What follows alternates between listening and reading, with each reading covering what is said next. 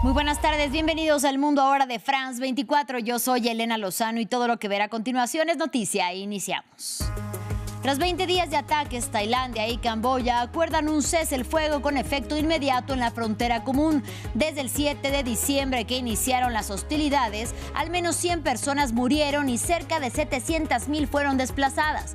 Ambos ejércitos se comprometieron a evitar provocaciones. Rusia lanza nuevo ataque masivo con drones contra Kiev y otras regiones de Ucrania que causaron la muerte de una persona y dejaron casi una veintena de heridos. Ucrania también atacó territorio ruso con un centenar de drones. Ocurre en medio de la expectativa de la reunión de mañana entre Volodymyr Zelensky y Donald Trump en Florida. Amplia condena internacional al reconocimiento de Somalilandia como nación independiente por parte de Israel. Somalia, sus vecinos africanos y socios árabes se dijeron indignados tras la acción de Tel Aviv y el grupo yihadista somalí Al-Shabaab amenaza que luchará contra cualquier intención de Israel de construir bases militares en el territorio.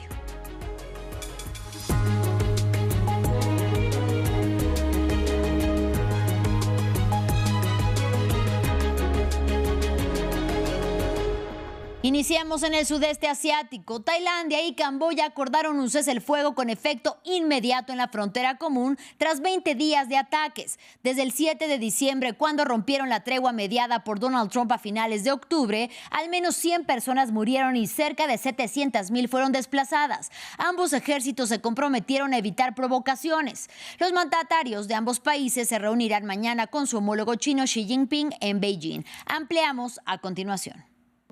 Para formalizar su tregua, los dos ministros de Defensa de Tailandia y Camboya intercambiaron personalmente el acuerdo de alto el fuego.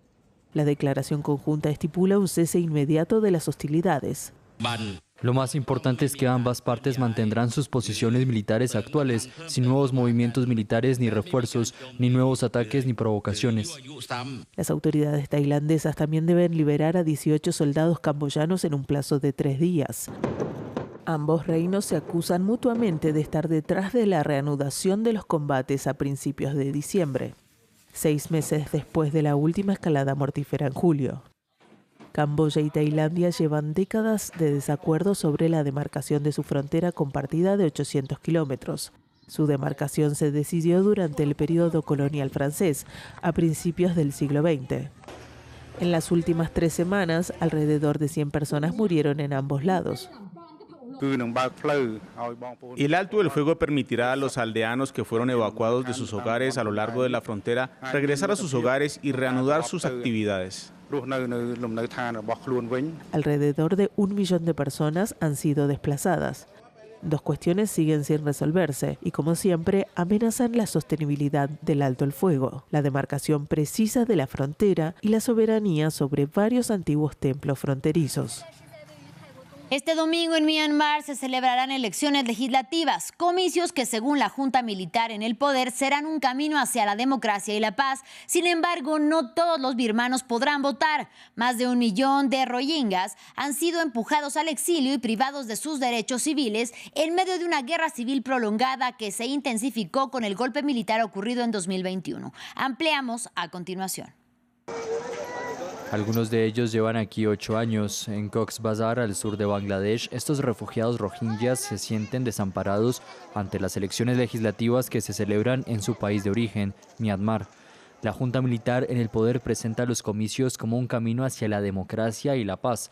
Pero para los rohingyas refugiados aquí, estas votaciones son, por el contrario, el símbolo de su exclusión. Desde hace 10 años se les priva del derecho a sufragar. Estas elecciones no son justas. Unas elecciones verdaderas deberían incluir a todas las personas que viven en el país y organizarse tras un debate público. Antiguo presidente de una aldea en el estado birmano de Rakhine, Kabir se vio obligado a huir debido a la represión militar que sufre su minoría. Cientos de miles de civiles denuncian violaciones, ejecuciones y pueblos incendiados. Desde entonces su exilio se prolonga en campamentos sobrepoblados e insalubres. Los niños pequeños no entienden nada de esto, pero para nosotros, los padres y las personas mayores, la ansiedad es constante. Estas elecciones serán las terceras que se celebren en Myanmar desde la exclusión de los rohingyas de las listas electorales. Unos comicios aún más controvertidos por celebrarse en un país en guerra civil desde el golpe de Estado de 2021. Sea cual sea el resultado, muchos aquí creen que su suerte seguirá siendo la misma, pero mientras tanto, los rohingyas intentan mantener la esperanza de que algún día podrán volver a casa. Seguimos en Asia. Un terremoto de magnitud 7 golpeó este sábado Taiwán. Según las autoridades, el fenómeno telúrico impactó edificios en la capital, Taipei, y se habría sentido en todo el país. La agencia meteorológica taiwanesa informó que el sismo se produjo a las 23:05 hora local, frente al condado de Yilan, al suroeste de la capital. Al momento se descarta riesgo de tsunami. Ahora hablamos de la guerra entre Rusia y Ucrania. Moscú lanzó un nuevo ataque masivo con drones contra Kiev y otras regiones de Ucrania que causaron la muerte de una persona y dejaron casi una veintena de heridos. Por su parte, Ucrania también atacó territorio ruso con un centenar de drones. Los ataques ocurren en medio de la expectativa de la reunión de mañana entre Volodymyr Zelensky y Donald Trump en Florida. Previo a su llegada a Estados Unidos, el presidente ucraniano hace una parada de Canadá para una reunión con el primer ministro canadiense Mark Carney. Aquí los detalles. Rusia intensificó su ofensiva contra Ucrania durante la noche del viernes y la madrugada del sábado, lanzando cerca de 500 drones y 40 misiles, principalmente contra la capital, Kiev, y su infraestructura energética, según las autoridades ucranianas, dejando cientos de miles de hogares sin electricidad ni calefacción, con temperaturas bajo cero. El presidente Zelensky calificó el bombardeo como la respuesta de Rusia a los esfuerzos de paz impulsados por Washington. Esta es la verdadera actitud de Putin y su círculo íntimo. No quieren poner fin a la guerra y buscan aprovechar cualquier oportunidad para causar aún más sufrimiento a Ucrania y aumentar la presión sobre otros países del mundo. Esto significa que la presión en respuesta sigue siendo insuficiente. Si Rusia convierte incluso la Navidad y el Año Nuevo en una época de casas destruidas, apartamentos incendiados y centrales eléctricas en ruinas, esta actividad enfermiza solo podrá responderse con medidas realmente contundentes. Estados Unidos tiene esta capacidad, Europa tiene esta capacidad, muchos de nuestros socios la tienen, la clave es utilizarla. Este ataque ocurre en vísperas de la reunión clave entre Zelensky y Trump en Florida, donde discutirán un borrador de plan de paz de 20 puntos, que según Kiev está completo en un 90%. El principal obstáculo, el control territorial de territorios invadidos por Rusia, especialmente en Donetsk y de la planta nuclear de Zaporizhia. Ucrania propone congelar las líneas actuales o crear zonas económicas desmilitarizadas.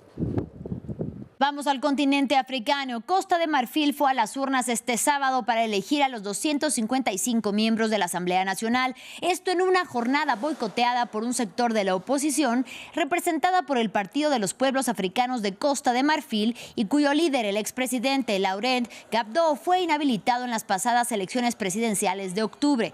Dicha oposición está en contra de la presidencia de Alassane Ouattara, de 83 años, que asumió un cuarto mandato tras ganar en unos polémicos comicios. Como joven, sinceramente no me siento representado en la Asamblea Nacional. Hoy estoy aquí para elegir a mi candidato para que lleve a cabo proyectos para estudiantes, para su integración profesional después de sus diversos estudios. Y crece la condena internacional tras el reconocimiento de Somalilandia como Estado independiente por parte de Israel. Somalia, sus vecinos africanos y socios árabes se dijeron indignados tras la acción de Tel Aviv, que junto con Estados Unidos puso además sobre la mesa la utilización de este territorio separatista como destino de los palestinos que Israel pretende expulsar de la Franja de Gaza.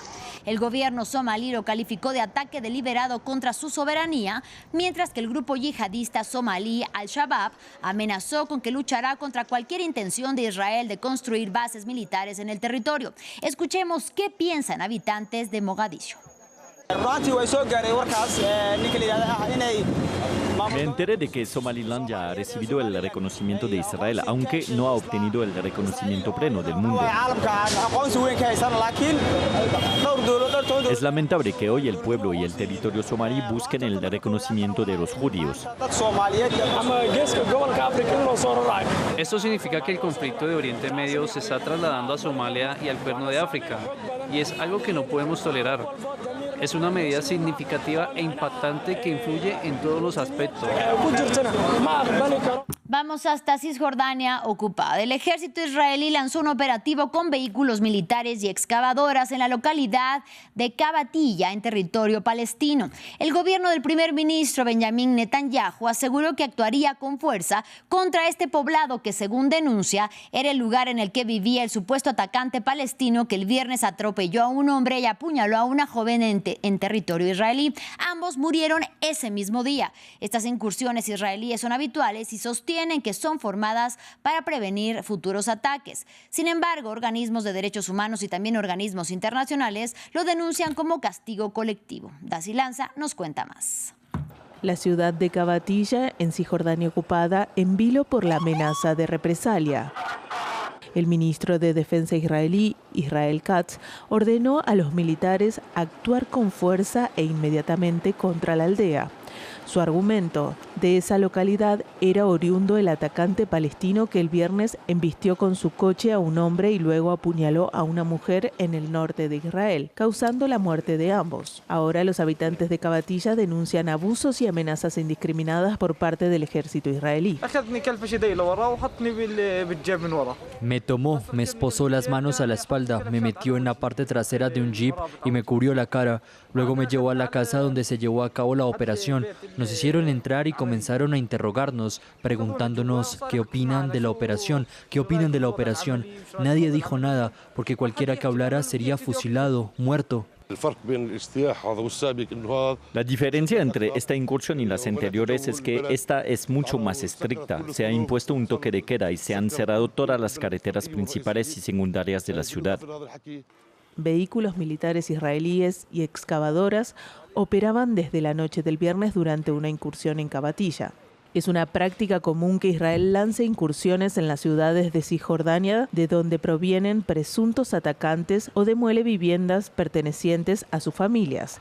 Israel afirma que esto ayuda a localizar la infraestructura militante y a prevenir futuros ataques. Sin embargo, organizaciones de derechos humanos y organismos como la UNRWA de Naciones Unidas denuncian esto como castigo colectivo. Finalizamos en Caracas. Decenas de hombres que fueron deportados desde Estados Unidos y pasaron meses encarcelados en El Salvador antes de poder regresar a Venezuela exigen poder contestar su clasificación como terroristas ante la administración de Donald Trump. Las exigencias llegan después de que un tribunal estadounidense dictaminara que la Casa Blanca debe de permitirle regresar a la Unión Americana para poder apelar allí sus expulsiones. Aquí la información. Venezolanos deportados por Estados Unidos exigen justicia. Decenas de migrantes de Venezuela que fueron detenidos en Estados Unidos y enviados a la cárcel de máxima seguridad de El Salvador, conocida como SECOT, denuncian irregularidades en los procesos de expulsión. Reclamos que se dan luego de la decisión de un juez de Estados Unidos que exige a la administración del presidente Donald Trump gestionar de manera urgente el regreso de venezolanos deportados. Hacemos un llamado tanto al gobierno de Estados Unidos como al de El Salvador para que cumplan plenamente con la orden judicial. Exigimos a las autoridades de ese país que generen realmente las condiciones que nos permita participar en la audiencia sin poner en riesgo nuevamente nuestra integridad y nuestras vidas. Pedimos que detengan la violación de los migrantes en Estados Unidos y garanticen condiciones de retornos dignas y apropiadas a la condición migratoria de las personas. La justicia estadounidense dictaminó que los ciudadanos de Venezuela tienen derecho a comparecer ante un tribunal y pueden presentar una impugnación a la orden de deportación. Desde marzo, Estados Unidos envía a las cárceles de El Salvador a migrantes irregulares, acciones que se dan en medio del endurecimiento de la política migratoria de la administración Trump y tras la aplicación de la Ley de Enemigos Extranjeros de 1798, una normativa utilizada para deportar personas vinculadas a organizaciones criminales. Estuve en ICE y me catalogaron como terroristas, que no lo somos, se equivocaron y ellos lo sabían. Me colocaron con unos terroristas en ICE, Estados Unidos, y me dieron una golpiza. A raíz de esa golpiza duré 8 días en cama, que no me podía parar. Fue cuando empecé a sufrir del riñón. Cuando estoy en cama, me sacaron para El Salvador. Ahí fui torturado. Más de 250 ciudadanos de Venezuela fueron detenidos en el Secot y posteriormente liberados, tras un acuerdo de intercambio de detenidos entre Washington y Caracas. Las detenciones y deportaciones despertaron fuertes críticas hacia la Casa Blanca, con numerosas denuncias sobre violaciones a los derechos humanos. Así llegamos al final de este espacio informativo. Gracias por su compañía y hasta la próxima.